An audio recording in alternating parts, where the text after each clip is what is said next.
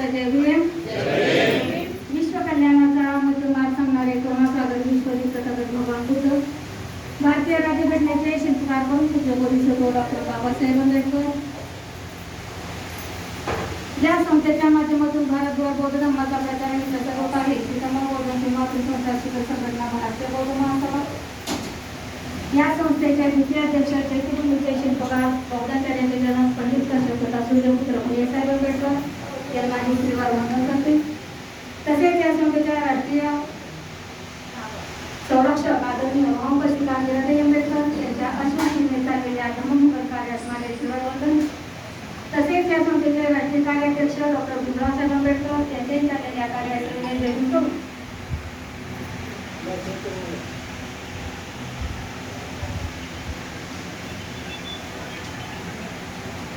आज चैत्यभूमी येथे तिसरं पुस्तक उघडण्यात येत आहे आणि त्याचा आजचा जो तिसरा विषय जो माझ्याकडे आलेला आहे तो विषय म्हणजे भगवान बुद्धांचा कर्मसिद्धांत.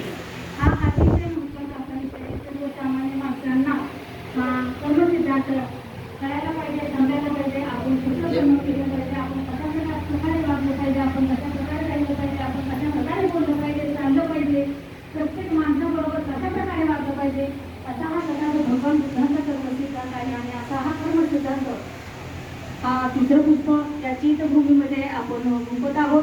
आणि त्यानिमित्त येथे उपस्थित असलेले मुंबई प्रदेशचे अध्यक्ष वानखेडे सर, तसेच मुंबई प्रदेशचे सरचिटणीस आदरणीय बडेकर गुरुजी,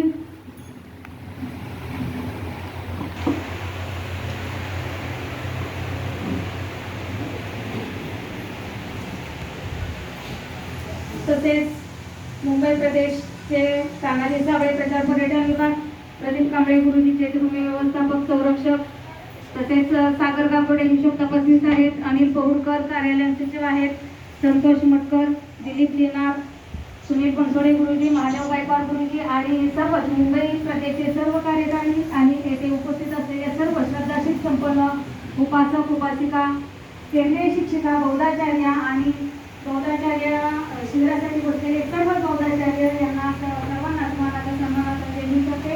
आणि माझ्याकडे जो विषय देण्यात आलेला आहे तो विषय मी माझ्या वाणीतून आपल्यासमोर मांडत आहे. कारण भगवान बुद्धांचा कर्मसिद्धांत विश्वातील सर्व प्राणी मात्राच्या हितासाठी मानवी कल्याणासाठी भगवंतांनी आपल्या धर्मामध्ये नीतिनियम सांगितले आहेत आणि धर्माची तत्त्वे सांगितली आहेत आणि त्यामध्ये कर्मसिद्धांत सांगितले आहे.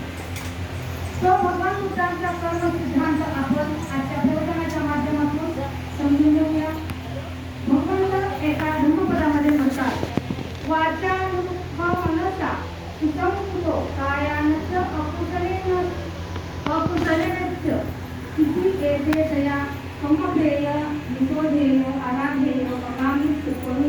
त्याचा अर्थ असा आहे, कायाने अकुशल कर्म करू नका. हे कर्मफल म्हणजे कर्ममार्ग मानवाला विशुद्ध ठेवतात. म्हणजे कायाने, वाचेने आणि मानसिक असे आपली काय आहे 3 कर्म आहेत. आणि त्याबद्दल हे पहिलं कर्म आहे, कायाने अकुशल कर्म करू नका.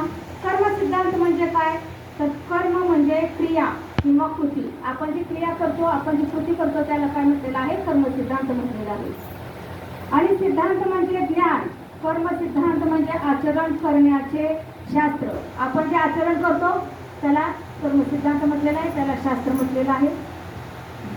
भगवंताचा कर्मसिद्धांत जगातील सर्व धर्मातील कर्मसिद्धांतापेक्षा वेगळा आहे, स्वतंत्र आहे. त्यांच्या कर्मसिद्धांताचा उद्देश हा मानवाचे कल्याण हा आहे. बौद्ध धर्माच्या शिकवणुकीचा संपूर्ण भर कर्मावरच आहे.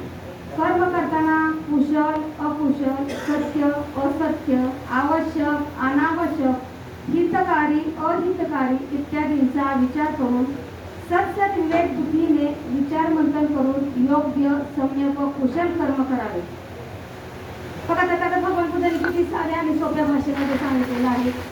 कर्म जो माणूस करतो त्याचं फळ माणसाला काय होतं तर या जन्मी मिळत असतं, आहे की नाही.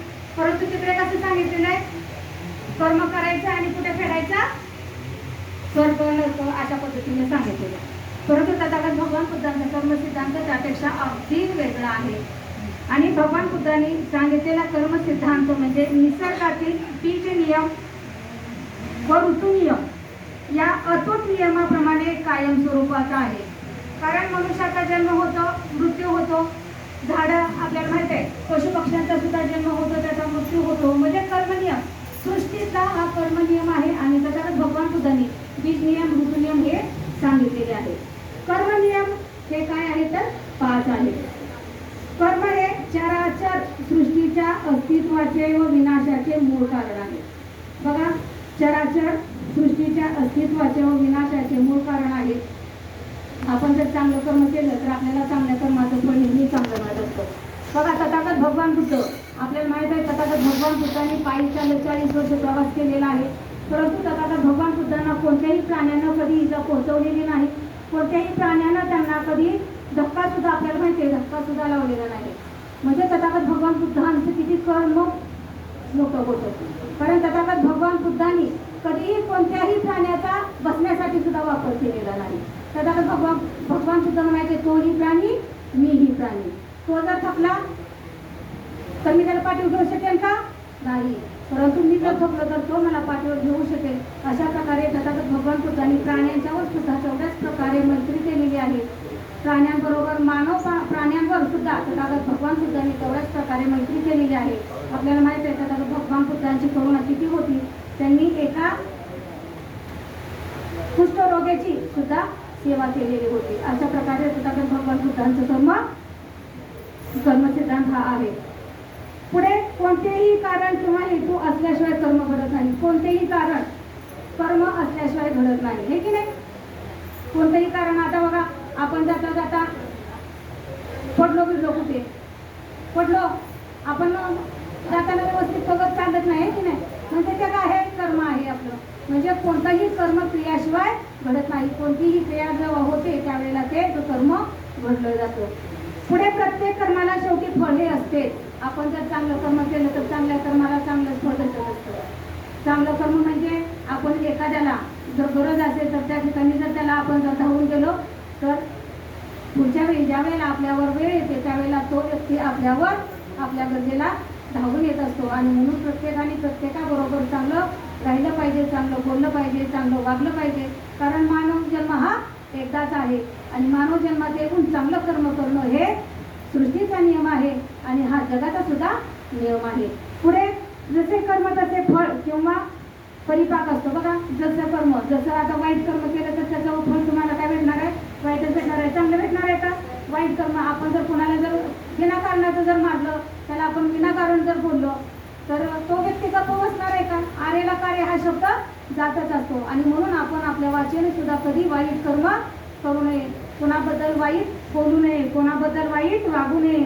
म्हणजे जसे कर्म तसे आपल्याला फळ भेटत असतं. आपण जर त्याला एक चापड मारली तर आपल्याला त्याच्याबद्दल 2 चापटी मिळणार आहेत. कारण त्याचं काय कारण नसताना आपण त्याच्यावर हल्ला केलेला असतो आणि तो व्यक्ती गप्प बसेल का? नाही. आणि म्हणून प्रत्येकाने कर्म करताना चांगलं कर्म केलं पाहिजे. आणि म्हणून तथागत भगवान बुद्धांनी हा कर्मसिद्धांत सर्वांसाठी दिलेला आहे. बघा, बीज नियम मनुष्याचा स्वभाव, प्रत्येक माणूस वेगवेगळा आहे, की नाही? तसा त्याचा स्वभाव सुद्धा वेगवेगळा आहे आणि तेच तथागत भगवान बुद्धांनी सांगितलेलं आहे. तसेच माणसे वेगवेगळी असतात. उदाहरणार्थ, सज्जन आहे तर त्या ठिकाणी मूर्ख आहे, दुर्जन आहे तिथे प्रामाणिक आहे. आपल्या चोर का पहिल्यापासून चोर असतो का? नाही. चोर आपल्या कर्माने चोर बनत असतो, असं तथागत भगवान बुद्धांनी सांगितलेलं आहे. काही कर्माची फळे ताबडतोब तर काहींची उशिरा भेटतात. बऱ्या वाईट कर्माची फळे, बरे वाईट कर्माची फळे ही मिळणारच, ती कोणीही थांबवू शकत नाही. कारण आपण जर चांगलं जर कर्म जर केलं असेल त्या कर्माचं फळ आज नाही परंतु उद्या तरी आपल्याला ते मिळणारच आहे. बघा, भारतीय बौद्ध महासभेमध्ये काम, आपण सर्वजण पदाधिकारी आहोत. आपण भारतीय बौद्ध महासभेमध्ये काम करत असताना आपण कोणत्याही प्रकारचं म्हणजे आशा बाळगत नाही की बाबा आम्हाला हे पद पाहिजे ते पद. परंतु तुमच्या कामामुळे तुम्हाला ते पद आज नाही भेटलं तर तुम्हाला ते पद उद्या नक्की भेटणार आहे. परंतु आपण संस्थेचं काम करणं हे गरजेचं आहे. प्रामाणिकपणे जो व्यक्ती काम करत असतो त्या व्यक्तीला आज ना उद्या त्याचा मोबदला हा मिळत असतो. अशा प्रकारे तथागत भगवान बुद्धांनी कर्म सांगितलेलं आहे. कर्माचे प्रकार बघा, 3 प्रकार आहेत. काही वाचिक कर्म आणि मानसिक कर्म. काया वाचा व मनाने होणारी 10 अकुशल कर्म आणि 10 कुशल कर्म भगवंतांनी सांगितलेले आहेत आणि त्यांना काय म्हटलेलं आहे, शील मार्ग म्हटलेला आहे.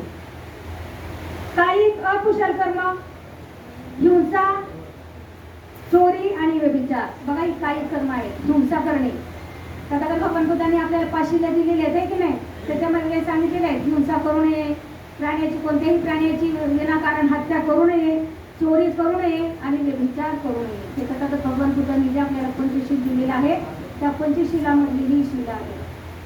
विनाकारण कोणतंही कारण नसताना आपण एखाद्या प्राण्याची किंवा एखाद्या माणसाची हत्या करू नये. बघा हल्ली ते प्रकार खूप भरायला लागले आहेत. विनाकारण काही नसताना सुद्धा 10 रुपयावरून 5 रुपयावरून 100 रुपयावरून एकमेकाची लोक काय करू लागलेले आहेत, तर खून करू लागलेले आहेत आणि त्याला लगेच काय होतं, फळ मिळत असतं की नाही, त्याला तुरुंगात टाकत असतात. म्हणजे अशा प्रकारे तथागत भगवान बुद्धांनी सांगितलेलं आहे की विनाकारण कोणत्याही प्राण्याची हत्या करू नये. विनाकारण प्राण्याची जर हत्या केली तर आपल्याला सुद्धा त्याचं काय होणार आहे, पाप लागणार आहे. आणि म्हणून तथागत भगवान बुद्ध म्हणतात विनाकारण कोणत्याही प्राण्याची हत्या करू नये. बघा विनाकारण कोणत्या प्राण्याची हत्या करायला पाहिजे. एखादा मच्छर जर आपल्याला चावला आहे की नाही, मच्छरामुळे आपल्याला काय होतं, डेंग्यू होतो, मलेरिया होतो. आणि जर आपल्याला या मच्छर चावला तर आपण तिथे त्याला काय करायला पाहिजे, मारलं पाहिजे. किंवा एखादा साप जर आपल्या अंगावर धावून आला तर त्याला आपण काय करायला पाहिजे, त्या क्षणी तिथे त्याला न मारता त्याला आपण काय करायला पाहिजे, सर्पमित्राला बोलवून काय करायला पाहिजे, तर त्याला तिथे त्या सर्पमित्राकडे द्यायला पाहिजे. म्हणजे अशा प्रकारे आपण काय करायला पाहिजे, चांगलं कर्म तिथे करायला पाहिजे. चोरी करणारा बघा चोर, त्याला शिकवलं जातं का चोरी कशी करायची, नाही. त्याच्या कर्मामुळेच तो चोर झालेला असतो. तो त्याचं कर्मच असतं की कारण त्याला ती चोरीची सवय लागलेली असते. कारण लहानपणापासून ज्या वेळेला तो मुलगा शाळेत जातो त्यावेळेपासून त्या मुलाला चोरीची सवय लागलेली असते. त्या क्षणी त्याच्या आईने, त्याच्या वडिलांनी जर त्याला सांगितलं असतं बाबा चोरी करणं पाप करणं आहे, तू करू नको, तर त्या मुलाचं तिथे काय झालेलं असतं, मत परिवर्तन झालं असतं आणि तो मुलगा त्या चोरीच्या मार्गापासून लांब राहिला असता. अशा प्रकारे तथागत भगवान बुद्ध सांगतात. पुढे व्यभिचार करणे. बघा व्यभिचार करणे हे एक पाप कर्म आहे. आणि बघा आता एखादा पुरुष 10 सेकंद जरी एका महिलेकडे बघितलं, त्यांनी 10 सेकंद जरी बघितलं तरी तिचा तो व्यभिचार ठरला जातो. म्हणजे प्रत्येक जे बांधव आहेत आपले, त्या बांधवांनी किंवा आपल्या ज्या भगिनी आहेत त्या भगिनींनी प्रत्येकाकडे बघताना कशा नजरेनं बघितलं पाहिजे. बघा लहान असेल मुलगी तर तिला आपल्या मुलीच्या नजरेनं बघायला पाहिजे. जर थोडी मोठी असेल तर तिला आपल्या बहिणीच्या नजरेनं बघायला पाहिजे. आणि वयोवृद्ध असेल तर तिला आपल्या आईच्या नजरेनं बघायला पाहिजे. अशा प्रकारे प्रत्येकानं आपल्या नजरेमध्ये परिवर्तन केलं पाहिजे. कारण हल्लीचा जमाना खूप वेगळा आहे. कारण हल्लीचे व्यभिचार म्हणजे या तर मला वाटतं की भाजपचं जसं सरकार आलंय तसं एवढे व्यभिचाराचे प्रकार जर घडलेले आहेत की रस्त्यावरून जाताना सुद्धा आपली मुलगी महिला आपली सुरक्षित राहत नाही. म्हणजे अशा प्रकारे प्रत्येकाने हे कर्म करणं टाळलं पाहिजे आणि प्रत्येकाकडे बघण्याचा नजरिया बदलायला पाहिजे. तर हा भारत बौद्धमय होईल आणि तथागत भगवान बुद्धांचं जे पंचशील आहे ते पंचशील जर सर्वांनी जर आत्मसात केलं आणि जर सर्वांनी ते ही केलं तर काय होणार आहे, तर हा भारत बौद्धमय आणि बौद्धमय होणार आहे. म्हणजे अशा प्रकारे सर्वांनी आपल्या कर्मा कसं करायचं ते आपण या विषयाच्या माध्यमातून पाहत आहोत. पुढे सांगितलेलं आहे बघा कुशल कर्म करणे म्हणजे अहिंसा करणे. तिकडे काय आहे, हिंसा. अकुशल कर्मामध्ये काय आहे, हिंसा आहे. आणि इकडे काय आहे, कुशल कर्मामध्ये अहिंसा करणे म्हणजे आपण कोणत्याही प्रकारची हिंसा केलेली नाही. अचोरी, तिकडे चोरी आहे तर इकडे अचोरी आहे. व्यभिचार आहे तर इकडे सदाचार आहे. अशा प्रकारे भगवान बुद्धांचा हा कर्म सिद्धांत आहे. पुढे वाचिक अकुशल कर्म. वाचिक म्हणजे तोंड आपलं आहे की नाही. अकुशल कर्म म्हणजे असत्य भाषण. असत्य म्हणजे खोटं बोलणं, निंदा करणे, व्यर्थ बडबड आणि कठोर बोलणे. बघा हे काय आहे, वाईट कर्म आहे. असत्य म्हणजे बघा एखाद्यावर काय जर केलं तर आपण काय म्हणतो असत्य. म्हणजे एखाद्या बरोबर एखाद्याच्या घरात जर चोरी झाली असेल आणि पोलीस जर आपल्याला विचारायला आले, आपण बघून सुद्धा काय म्हणणार, आम्हाला माहिती नाही, आम्ही नव्हतो, कारण आपण घाबरत असतोय की नाही. म्हणजे तिथं काय झालं, असत्य, आपण खोटं बोललो तिथे. म्हणजे अशा प्रकारे असत्य कर्म करू नये. पुढे काय आहे, निंदा करणे. निंदा ही सुद्धा वाईट कर्म आहे. आपण एखादी चांगली महिला आपली असेल आणि तिने जर एखाद्या वेळी साजे शृंगार केला तर आपण काय करत असतो, तिची निंदा करत असतो. किंवा एखाद्या महिलेचे जर पती जर गॉप झाली असतील तर तिनं जर चांगले जर कपडे घातले असतील, तिनं जर चांगली वेशभूषा केली असेल, केशभूषा केली असेल तर तिची आपण काय करत असतो, निंदा करत असतो. म्हणजे अशा प्रकारची निंदा करणं म्हणजे काय, करणं म्हणजे काय आहे, वाईट कर्म आहे. व्यर्थ बडबड बिना कामाची, म्हणजे काही काम नसताना फुकट नुसतं सारखं तोंड चालवलं असायचं, त्याला काय म्हटलं आहे, व्यर्थ बडबड. पुढे कठोर बोलणे. बघा, प्रत्येकाबरोबर बोलताना सम्यकवाणीने बोलायला पाहिजे, प्रेमानं बोलायला पाहिजे, चांगलं बोलायला पाहिजे. बघा, काही जरी बोललं तरी आपलं बोलताना तोंड वाचत असतो ना, आज करत असतो ना आपण मुख्याने बोलतो का कुणाबरोबर, नाही. मग आपल्या मुखातून जाताना एखादा शब्द वाईट का बोलावा, चांगलं बोलायला पाहिजे. खोटं कठोर न बोलता प्रेमाने बोललं पाहिजे. प्रेमाने जग जिंकलं जातं, आहे की नाही. प्रेमानं जग जिंकलं जातं. आणि म्हणून सर्वांनी हे जे कर्मसिद्धांत आहे ते कर्मसिद्धांत फॉलो करणं गरजेचं आहे. प्रत्येकाबरोबर बोलताना प्रेमानं बोललं पाहिजे, प्रेमानं वागलं पाहिजे. जर आपण आपल्या बाजूवाल्यांच्या बरोबर जर चांगलं प्रेमानं जर बोललो तर आपल्यावर ज्या वेळेला संकट येतं त्यावेळेला आपले पाहुणेरावळ्यांपेक्षा आपले बाजूवाले आजूबाजूवालेच आपल्या संकटाला धावून येत असतात, आपल्याला उपयोगी पडत असतात. आणि म्हणून सर्वांनी हे कटाक्षानं टाळलं पाहिजे कठोर बोलणे. पुढे कुशल कर्म. बघा, कुशल कर्म काय आहे ते आता आपण सांगितलं. अकुशल कर्म. आता कुशल कर्म सत्य भाषण, म्हणजे आपण खरे बोलतो, निंदा न करणे. आपण कोणा भारतीय बौद्ध महासभेचे जे पदाधिकारी आहेत ते कोणाचीही निंदा, चाडी, चुगली करत नाही. नीत भाषण, म्हणजे नीत म्हणजे चांगलं भाषण करतो आणि प्रेमळ बोलतो, याला काय म्हटलेलं आहे, कुशल कर्म. आता मानसिक अकुशल कर्म कोणते आहे बघूया आपण. मानसिक, लोभ, द्वेष आणि मोह. बघा, अकुशल कर्म लोभ आहे. प्रत्येकाला लालसाही असते, आहे की नाही. कोणत्या ना कोणत्या प्रकारची लालसा असते.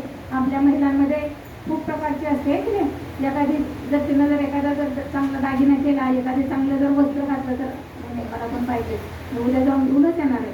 म्हणजे अशा प्रकारे आपण लोभ, कोणत्याही प्रकारचा लोभ न करता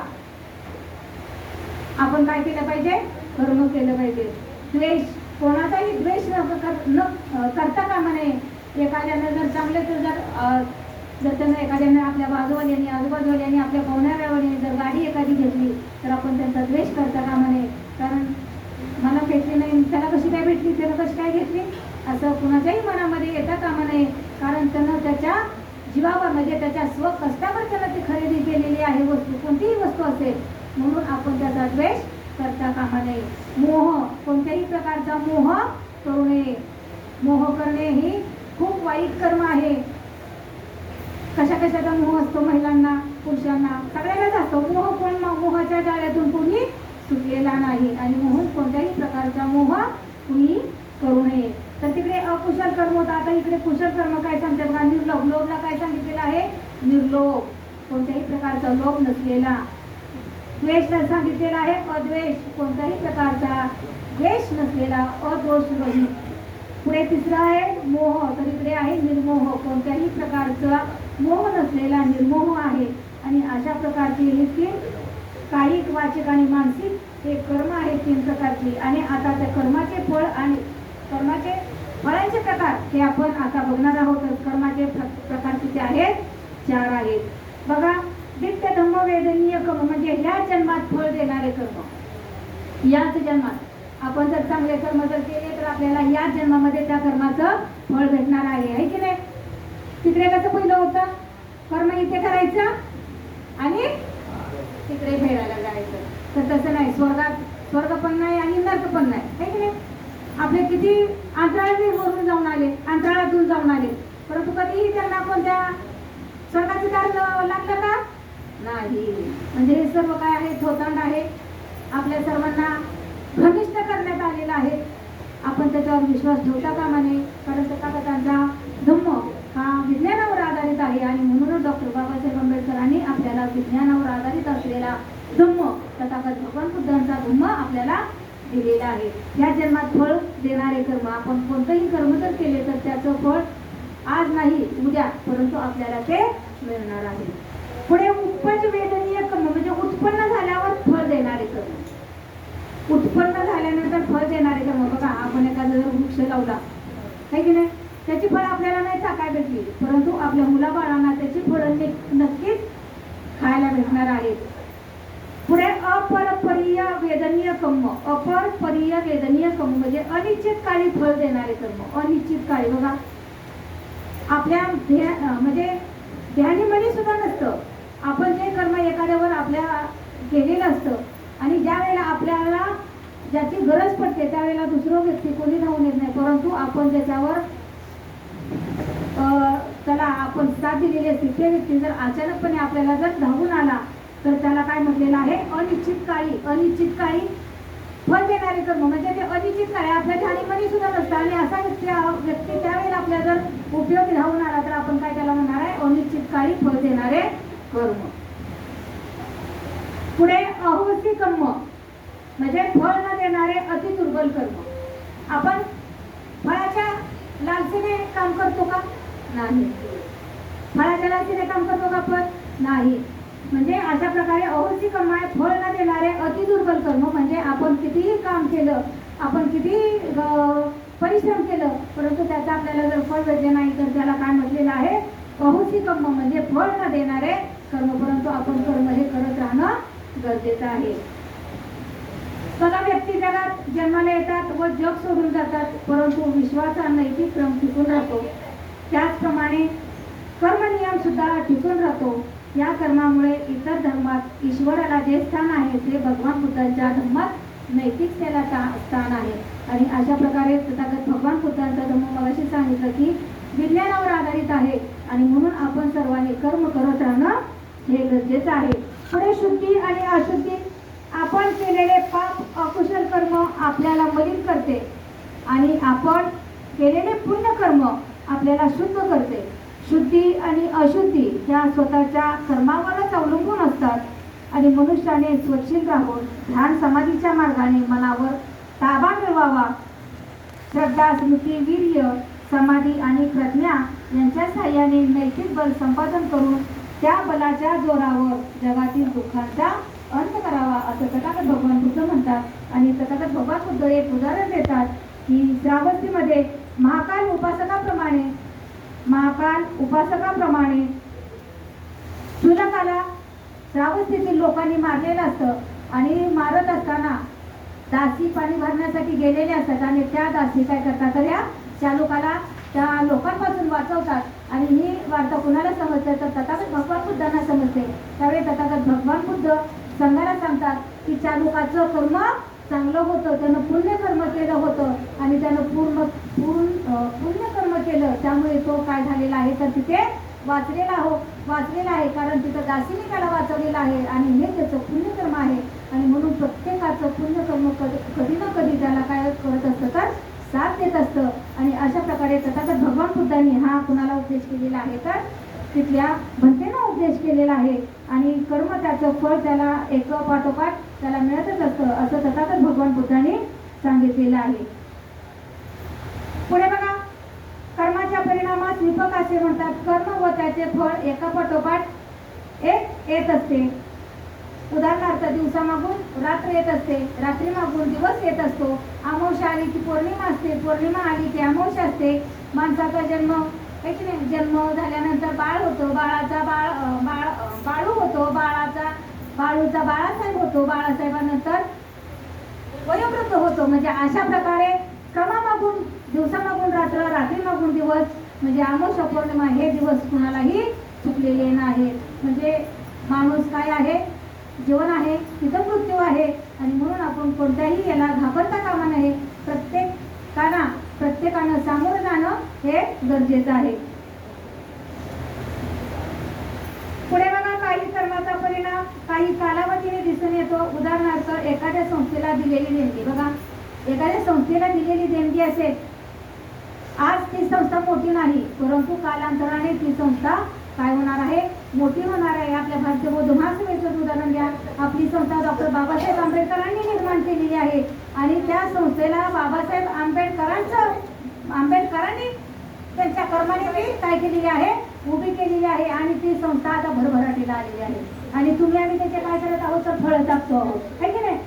बाबासाहेबांनी निर्माण केलेली संस्था त्याची फळं आपण आज टाकत आहोत. म्हणजे ज्या वेळेला त्या संस्थेनं त्या वेळेला देणगी दिलेली आहे आणि ती देणगी म्हणजे डॉक्टर बाबासाहेब आंबेडकर. कारण बाबासाहेब आंबेडकरांच्यामुळे ही संस्था नावारूपाला आलेली आहे. त्याच्यानंतर पुन्हा भैयासाहेब आंबेडकरांनी ही नावारूपाला आणले. त्याच्यानंतर ताईसाहेब आंबेडकरांनी. म्हणजे अशा प्रकारे आणि त्याची फळं कोण टाकतो आहोत तर तुम्ही आम्ही त्याची फळं भारतीय बौद्ध महासभेत टाकतो आहोत.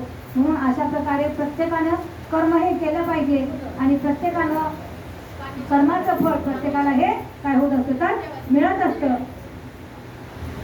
पुढे बघा, काही कर्माचा परिणाम कायम होत असतो. उदाहरणार्थ डॉक्टर बाबासाहेब आंबेडकरांनी स्वतःच्या त्यागाने व परिश्रमाने सर्व लोकांवर जो परिणाम दिसतो तो म्हणजे त्यांच्या कर्मामुळे आम्ही आहोत आणि म्हणून असंख्य लोक त्यांच्या नावावर प्राणही देण्याचा सहाय्यात तयार आहेत. म्हणजे डॉक्टर बाबासाहेब आंबेडकरांच्या मुळे आपण आज आहोत आणि आपण आहोत.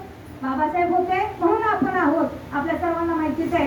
नाहीतर आपल्याला कुठे होती जागा, गावाचा तुझाबाहेर. आणि म्हणून डॉक्टर बाबासाहेब आंबेडकरांनी आपल्याला माणसात बसवलेलं आहे. आपल्याला बाहेरच्या वस्तीवरून चांगल्या शहरात आणलेलं आहे. बाबासाहेबांनी काय सांगितलं आपल्याला, खेडी सोडा आणि शहराकडे चला. शहराकडे गेला तर तुमची काय होणार आहे, प्रगती होणार आहे. हे किती पुण्यकर्म आहे बाबासाहेबांचं. आणि अशा प्रकारे बाबासाहेबांमुळे आपण आज काय आलेलो आहोत तर नावारूपाला आलेलो आहोत.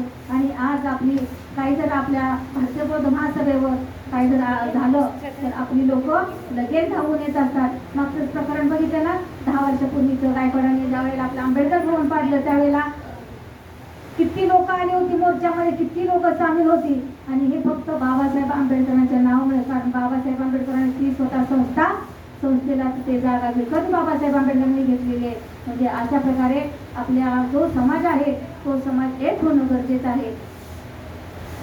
पुढे बघा, काही कर्माचा कोणताही परिणाम होत नाही. म्हणजे डॉक्टर बाबासाहेब आंबेडकर म्हणतात बौद्ध धर्मातील कर्म सिद्धांत हा पूर्णतः वर्तमान आयुष्याशी संबंधित आहे. आणि ते म्हणतात तुम्ही जसे पेराल तसेच फळ मिळेल. कर्म व त्याचा वर्तमान आयुष्यावर परिणाम यालाच भगवान बुद्धांचा कर्मसिद्धांत लागू पडतो. बघा, आंब्याची आपण जर फळ लावली तर त्याचं काय होणार आहे, आंब्याचं झाडच येणार आहे. त्याच्या जागेवर दुसरं येणार आहे का? गुलाब जर लावला तर गुलाबाचं झाड येणार आहे तिथे. म्हणजे आपण कोणतंही फळ जर लावलं तर त्या फळावर जो आपण बी पेरू तेच उगवणार आहे. आणि तसं डॉक्टर बाबासाहेब आंबेडकर म्हणतात जसे तुम्ही कर्म कराल तसंच तुम्हाला त्याचं फळ भेटणार आहे. पुढे बघा, डॉक्टर बाबासाहेब आंबेडकर स्वतःच्या कर्माचे फळ म्हणजे franchise committee, Simon commission, round table, conference इत्यादी ठिकाणी त्यांना बोलावून त्यांचा मान सन्मान झाला. त्यांना कायदे मंत्रीपद प्राप्त होऊन भारतीय घटनेचे शिल्पकार म्हणून अमरत्व प्राप्त झाले. त्यांच्या कर्माचा झालेला सामाजिक परिणाम हा कधीही न पुसणार आहे. अनंत काळापर्यंत तो टिकणार आहे. म्हणजे बघा, बाबासाहेब आंबेडकरांचं किती योगदान आहे. म्हणजे बाबासाहेब आंबेडकरांचं नाव हे लोक घेतात म्हणजे बाबासाहेब आंबेडकरांचं ते काय आहे, कर्म आहे. आणि कर्माचं फळ बाबासाहेब आंबेडकरांनी आपल्याला काय केलेलं आहे, त्यांच्या कर्माचे फळ आज आपण इथे बसून टाकत आहोत. आणि म्हणून बाबासाहेब आंबेडकरांना अमरत्व काय झालेलं आहे, प्राप्त झालेला आहे. त्यांच्या कर्माचा झालेला सामाजिक परिणाम हा कधीही न पुसून टाकणार आहे. आणि तो अनंत काळापर्यंत, अनंत म्हणजे किती पिढ्या जातील तरी बाबासाहेबांचं नाव कधी पुसलं जाणार नाही. कारण बाबासाहेब आंबेडकरांचं योगदानच तेवढं मोठं आहे. म्हणजे अशा प्रकारे अनंत काळापर्यंत बाबासाहेब आंबेडकरांचं नाव टिकणार आहे. कर्म हा मानव समाजाचा आधार आहे आणि म्हणून चांगले कर्म करा, वाईट कर्म करू नका. कर्म करण्यामागे हेतू असतो, ते हेतूशिवाय कर्म घडत नाही. आणि म्हणून माझे कर्मच माझे स्वकीय असे भगवान बुद्ध म्हणतात. बघा, कोणतंही कर्म मगाशी सांगितलं की कोणतंही कर्म क्रियाशिवाय घडत नाही. आणि कर्म जर चांगलं केलं तर चांगल्याचं फळ आपल्याला चांगलं मिळणार आहे. कर्म करण्यामागे हेतू असतो, तो हेतूशिवाय कर्म घडत नाही. आणि म्हणून माझे कर्मच मी जे कर्म करेल तेच माझ्यासोबत येणार आहे. संकटामध्ये मनुष्याचे कर्मेच त्याचे बांधव असतात आणि कर्मच त्याचे रक्षण करतो. बघा, एखादं जर आपल्यावर संकट आलं तर जे आपण पुण्य कर्म केलेलं आहे ते कर्मच आपल्या संकटाला धावून येत असतं, आहे की नाही? एखादं संकट आलं तर त्या संकटाला आपण स्वतः सामोरं जात असतो ना, आपलं दुसरं कोण त्याला सामोरील नाही. आणि म्हणून तथागत भगवान बुद्ध म्हणतात, संकटामध्ये मनुष्याचे कर्मेच त्याचे काय असतात तर बांधव असतात, त्याचे कर्मच त्याचे रक्षण करत असतो.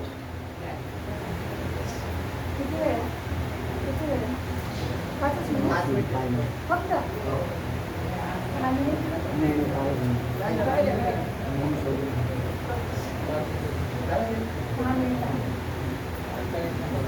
कर्माचा पुढे बघा सांगितलेला आहे. कर्माचा हेतू, भगवान बुद्धांच्या कर्म सिद्धांताचा हेतू मनुष्याने काया वाचा मनाने कुशल परिशुद्ध कर्म व कर्माचरण करून सुख शांती समाधान प्राप्त व्हावे हा शुद्ध हेतू आहे. त्यासाठी नैतिक तत्वांचा व विचारांचा त्यामध्ये समावेश केला आहे. कर्म सिद्धांताचा हेतू चांगले कर्म करा, वाईट कर्म करू नका. उदाहरणार्थ, चांगले सत्य रहित जाणून डोळसपणे कर्म करा, मिथ्या दृष्टीने किंवा अंधश्रद्धेने गैरकर्म करू नका. तेव्हा कोणत्याही प्रकारचं डोळे बंद ठेवून कोणत्याही प्रकारचं गैरकर्म करता कामा नये. डोळे बंद ठेवून कोणावरही विश्वास ठेवता कामा नये. आपण डोळस आहोत, भारतीय बौद्ध महासभेचे सर्व सैनिक, सर्व लोक आपण काय आहोत, डोळस आहोत. विज्ञानावर आपण चालतो आणि त्यामुळे आपण अशा अंधश्रद्धेपासून डोळे बंद करून करणाऱ्या धंद्यांपासून आपण काय आहोत तर अलिप्त आहोत. आणि ते तथागत भगवान बुद्धांनी विज्ञानाच्या माध्यमातून आपल्या सर्वांना सांगितलेलं आहे.